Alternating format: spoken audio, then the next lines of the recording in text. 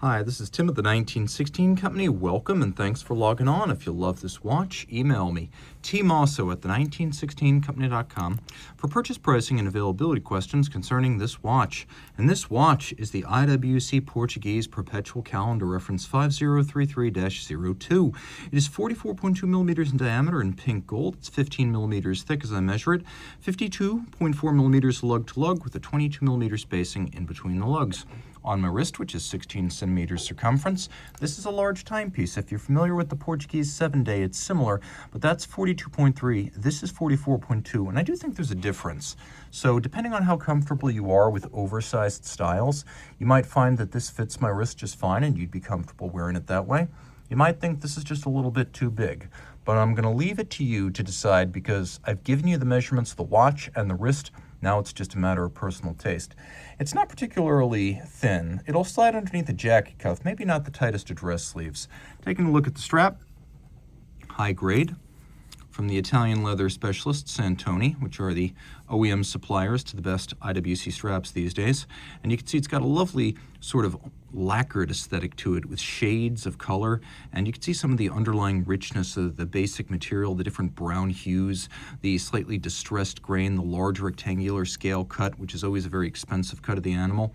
You can see that we've got a little bit of bolstering or stuffing to build up some volume. We've got a monotone stitch and a gloss finish on the bottom. It's calfskin. You don't actually see the orange when it's on the wrist. You can see this strap has been worn, but it's in excellent shape on the top.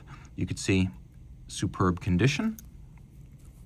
And we have a folding clasp with a combination of media blast, polished bevels, satination. Pop it open. It's a friction fit clasp. It snaps shut for security. You can see IWC Schaffhausen and media blast internally.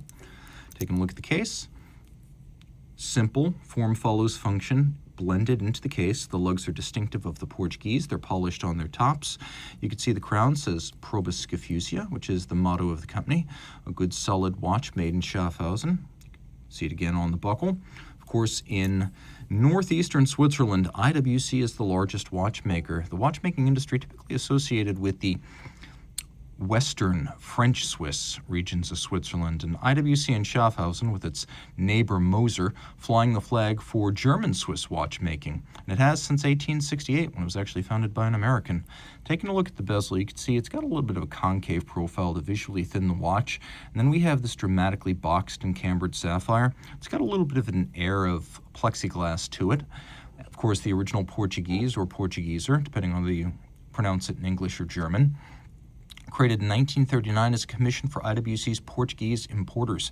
They wanted a wristwatch as accurate as a pocket watch at that time. That meant creating a custom-made, oversized wristwatch to fit a pocket watch caliber, and the Portuguese was born.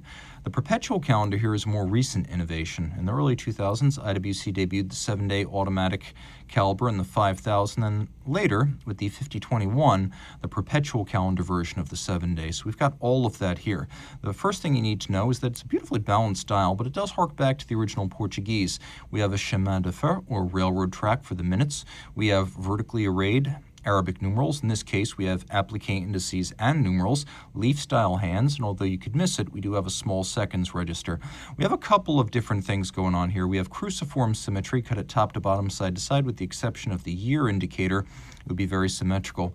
You can see the moon phase up at the top, and then the perpetual calendar. The perpetual calendar requiring no adjustments until the year 2100. Now, it uses IWC watchmaker Kurt Klaus's 1985 synchronized system. So all you need to do is set the date, and everything, note, including the moon phase, will jump forward to match. You don't need to look up the combination of date, month, and moon phase. It will do that for you. Pull the crown out all the way, and you have a stop seconds function, so you can set the watch to a reference time.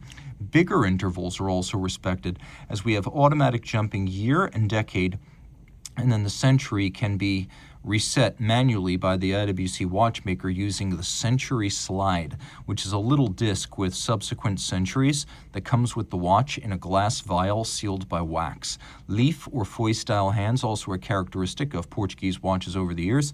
And then this dial is sort of a opaline or non-directional, lightly frosted metallic grain. Lots of detail and an upscale aesthetic. By the way, I always love IWC in-house calibers. When you pull out the crown, There's no wobble or instability, and there's so little dead angle when you turn the crown between the time the minute hand starts moving after you turn the crown. It's just a lovely feature.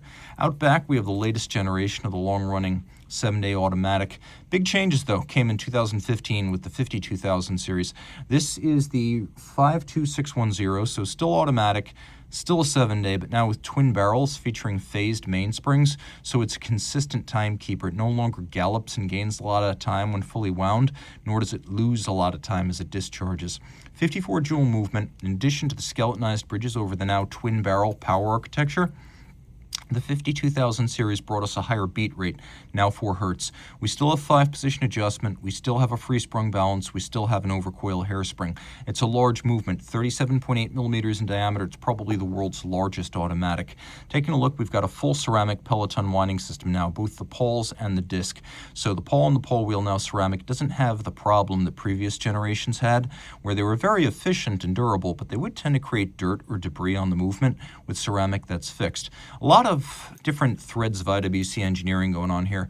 We've got the Peloton winding system, which was the father of all pawl-based winding systems, including Magic Lever. That debuted in the early 50s. We have the Portuguese, which debuted in 1939 with the reference 325. We have the Kurt Klaus Perpetual Calendar system, which debuted in 1985. And of course, put all these things together in the 21st century to get the Portuguese Perpetual Calendar with the 7-day movement. The movement is nicely decorated. It is not artisanal. It is price appropriate and primarily mechanical in execution, but well worth the display case back, particularly for details like the engine turning, the details of the Peloton system, the skeletonized bridges showing you the solarized ratchet wheels, and the difference between the blued and the polished screws. And I do appreciate that distinction because they serve different purposes. What are those two different purposes? Well, the purposes are generally, for the polished screws, you're going to have mechanisms that can be adjusted, and for the blue screws, you're going to have things that are more or less fixed, with one big exception. You could see that double slotting right there indicates that's a counter-threaded screw. So lots to love, and a 30-meter water resistance, which you could see there. Reach out to Team Mosso at the 1916company.com for purchase and pricing details.